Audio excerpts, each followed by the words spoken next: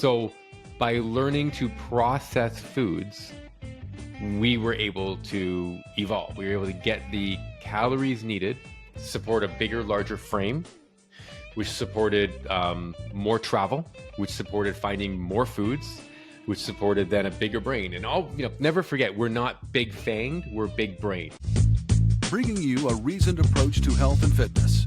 This is the Phi Life Podcast. Welcome to the Phi Life Podcast. I'm John Barbin. With me is Brad Pilon, and today we're going to talk about, I guess, the evolution of processed food.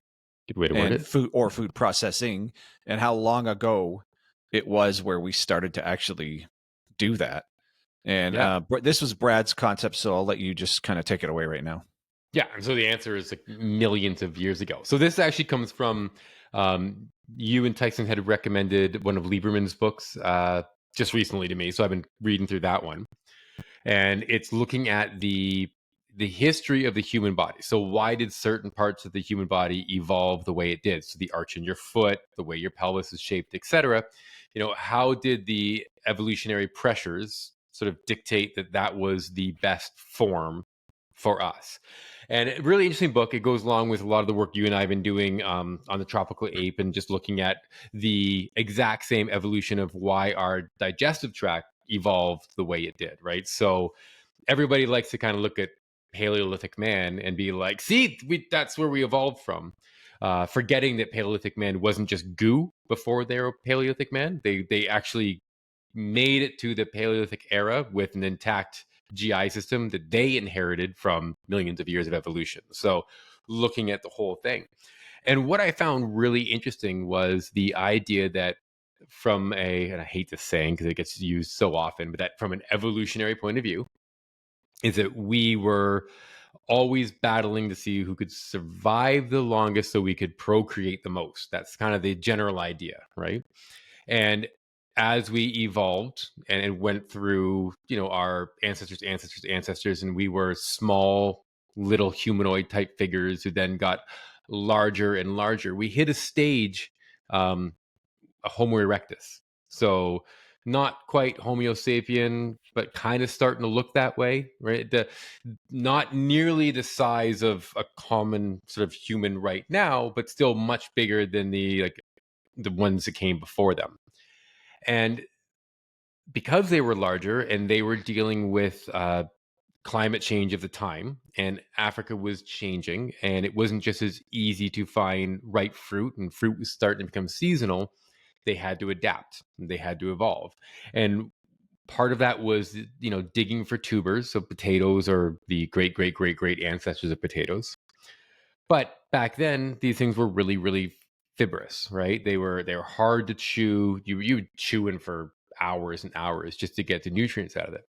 So Homo erectus figured out that if you got rid of the outer hull and you chop things up, even the meat, if they came across meat, if you've ever chewed raw gamey meat, I mean, it's an ordeal, right? So if they did come across meat, they're going to chew it for 4 or 5 hours, but they figured out if they chopped it up using tools that they had at their disposal, which was basically stones that have been shaped into like cutting blocks, cutting knives, they were able to extract more calories out of that food.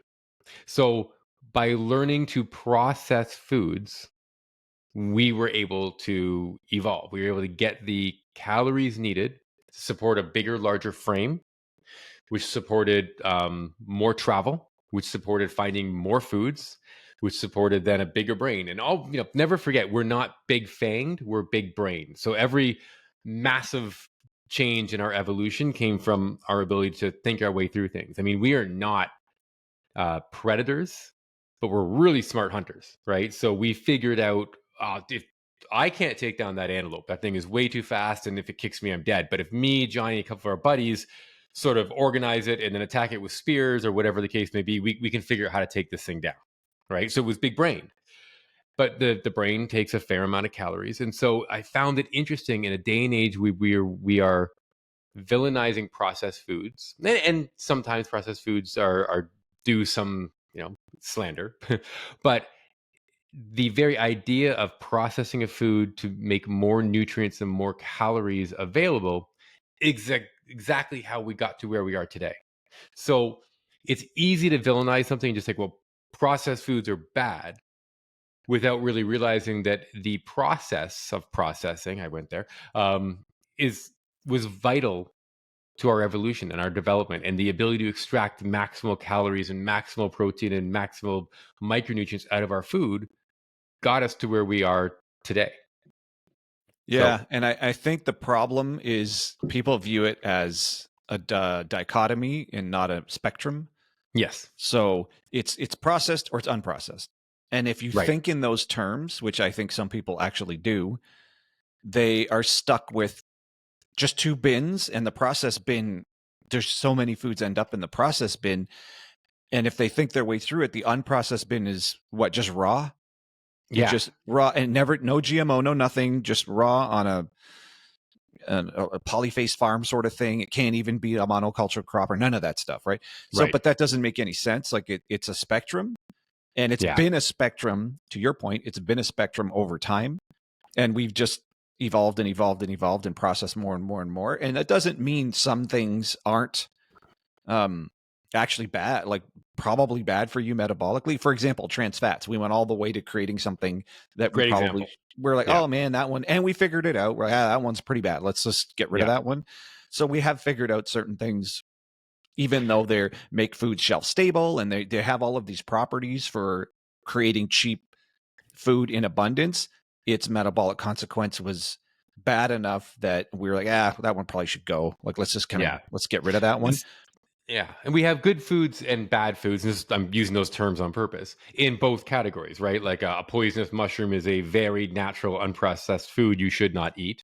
And I'm sure that I can a vitamin pill is as processed as you get and probably has some health benefits, right? So in each container, each bucket, we're kind of assigning good and bad, but you know, by process we also mean like kind of packaged, and we kind of mean bad for you and devoid of nutrient. Like it's weird. We're using the term to describe bad foods, but not necessarily because of their processing, but kind of labeling them in that category because they don't look like fresh foods. But the the ability of processed foods to allow us to free up time. So the fact that we didn't have to spend 2 hours finding food, then 4 hours chewing that food, then a couple hours digesting that food, and just starting the whole process over. By being able to process food, it freed up time for us to basically think, I guess, and human ingenuity push us forward. So exactly what we hate about processed foods now, high caloric density, easy to consume, right, is exactly what their original benefit was. High caloric density, easy to consume. So it, for me, it really opened up the concept of how we're labeling these foods, and we're going to not ever get rid of processed foods. They're always going to be there. So we're going to have to learn how to work with it. Another thing you and I were talking about was the sort of natural fallacy of everything that came before us as being better. And there's definitely value in studying it. I'm a big fan. But at no point, um, did Homo erectus look at the whatever came before them and be like, "Oh, guys, see, they don't eat any potatoes. That's much more natural diet. We should just do what they did," right? Because evolution is environmental pressures, our ability to adapt those pressures to then move forward. The whole point is the move forward part, not moving backwards. So we have processed foods. They're not going anywhere. They're probably going to become more processed. And so from a moving forward point of view, what do? Well, we have to take the absolute benefits we can out of processed, even ultra processed foods, work with those benefits, and then try to find workarounds for all the negatives. That's really our only option. The whole idea of just never having processed foods um, only works if you're very, very affluent and you have most likely not your own garden, but just like a Whole Foods nearby, right? Most people who saying that aren't because they're living off their own land. Some are, and props to you, but the rest of us aren't, right? We're demonizing processed foods while running out to Whole Foods to get dinner. Right, right. So yeah, it's kind of a pick and choose when you want to call something processed and not. Yeah. If it fits your narrative and fits what you prefer to eat.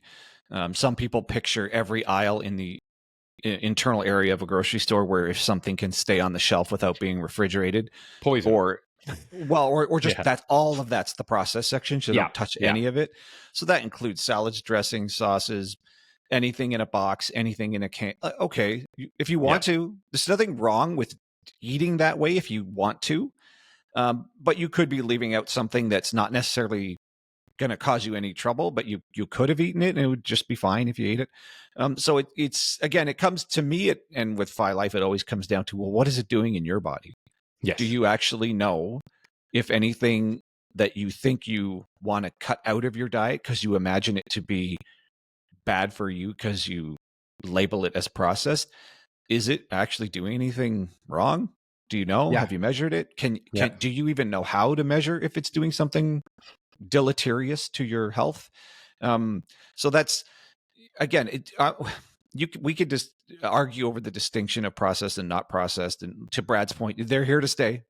That's my main point. Yes. You're never getting rid of processed food. Anytime you go to a restaurant, they're going through layers and layers of processing, regardless if the food that they are preparing arrived to them in a box or not. They're doing all kinds of processing to it just to get it to you onto your plate. So unless you're going to go raw food, vegan, not cook anything, which is an impossible way to eat, everything you eat is going to have some degree of processing to it. It's just up to you to decide if you care about this at all, where you draw the line on, well, I don't really want to eat that thing, but I'll eat that thing over there. And they're all just degrees of processing. And we've already done an episode on how impossible it is to even label what processed is. There's the four labels of four categories on the Nova scale. It's kind of gets out of hand. Well, would you consider, if you think about the decades upon decades of us bioengineering just through breeding, selective breeding, our fruits to be the amazing tasting, very sweet, very soft, chewy fruits we have today, strawberries or bananas or whatever you want, is that a form of processing? Right? Because they were not that way before. They were fibrous. They were hard to consume.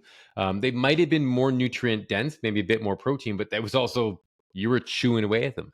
The best estimate I read was that most fruit was about as sweet as a carrot, right? Which can be kind of sweet, but like you got to work at it, right? So is that processing? And if so, I mean, fruit are now, they're delicious and they're actually a very easy way to consume calories, polyphenols, vitamins, minerals.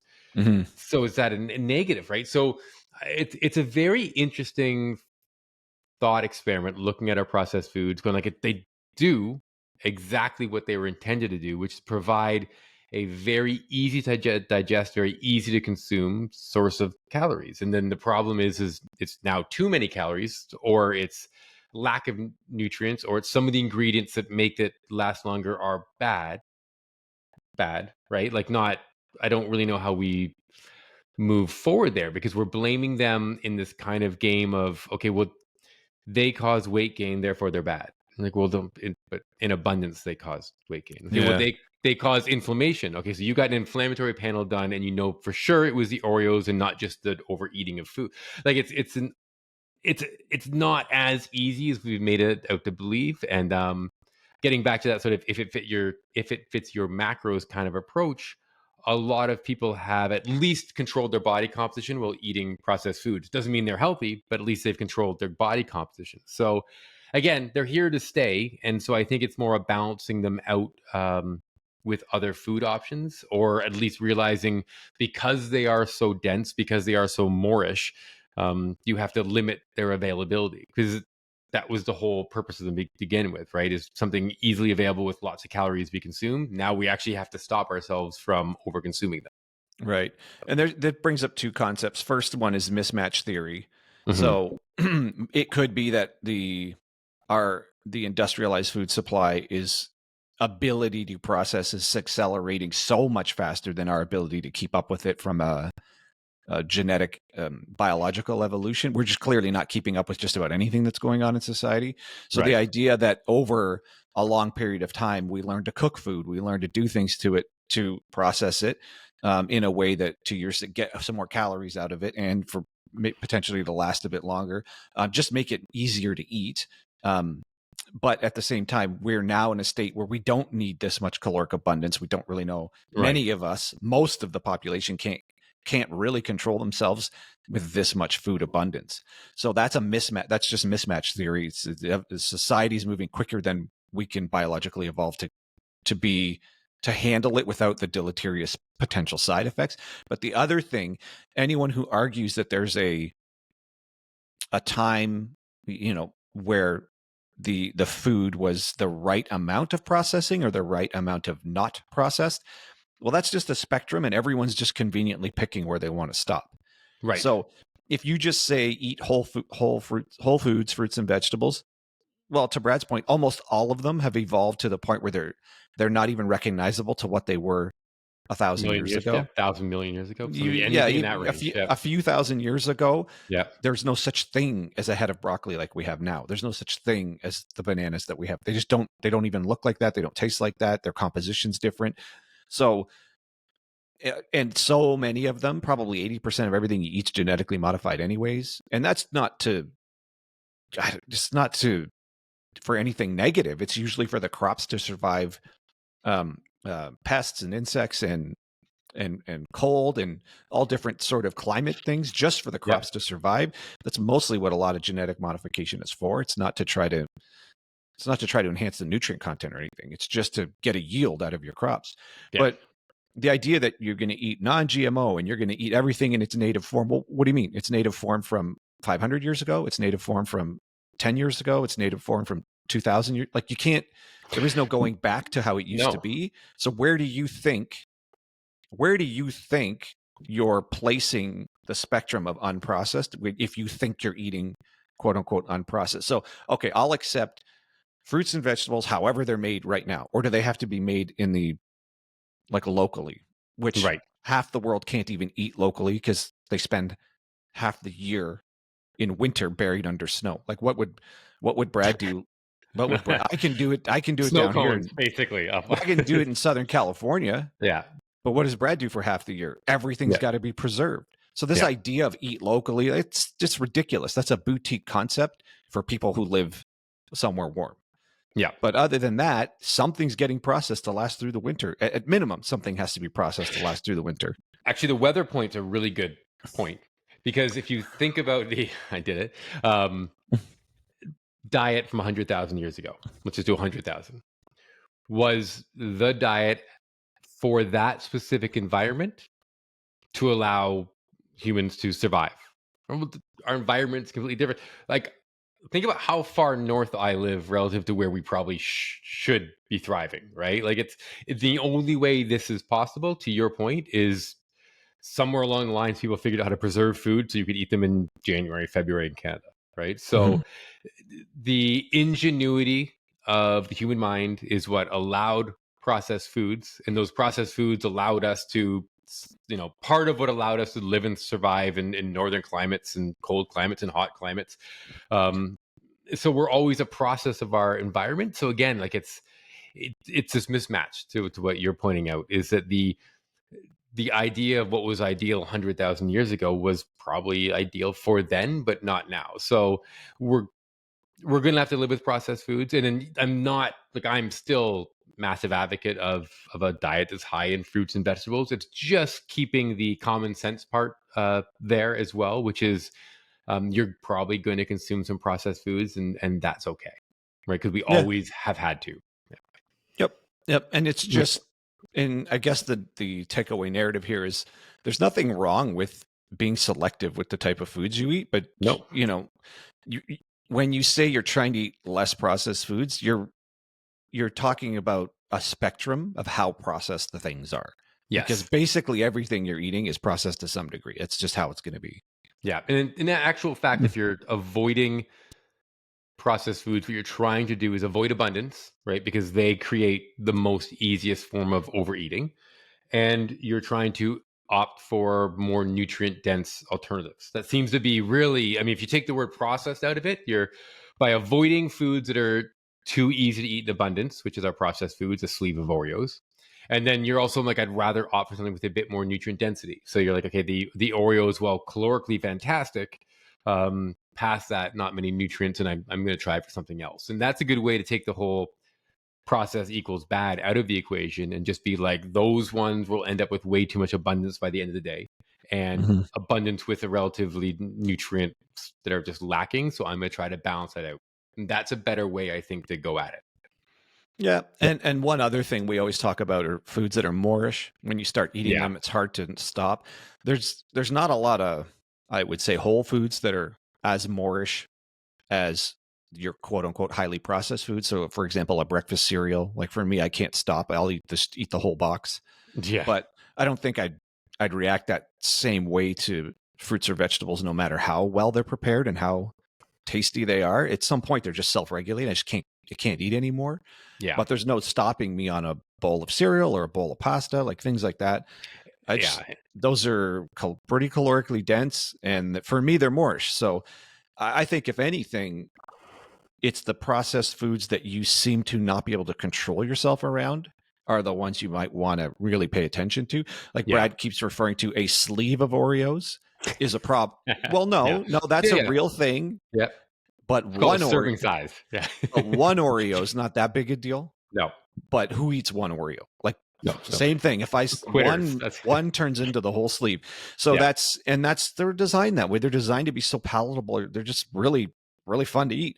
So to me, that's processed, unprocessed, whatever. To me, it's the ones that are moreish, the ones you can't control yourself around, which tend to end up being some of the really highly processed ones. Yeah. Done. Yeah. Beauty. All right. I just thought I'd share that kind of concept that we've sort of always been processing foods. The more we process our food, the less time we did looking for food, a lot more time to be creative and ingenuity. So it's always been part of sort of our evolutionary history has Mhm. been our ability to process foods to a higher and higher degree. Yeah. So Yeah. that concept isn't a bad concept in and of itself. And to my point, to leave it, is the concept of foods that you just can't control yourself around, which likely are pretty highly processed. So you need to identify those ones and do what it takes for you to control those ones. Done. All right. I think it's a Perfect. good place to leave it. So for Brad Peelan, I'm John Barbin, and that's your Fi Life podcast.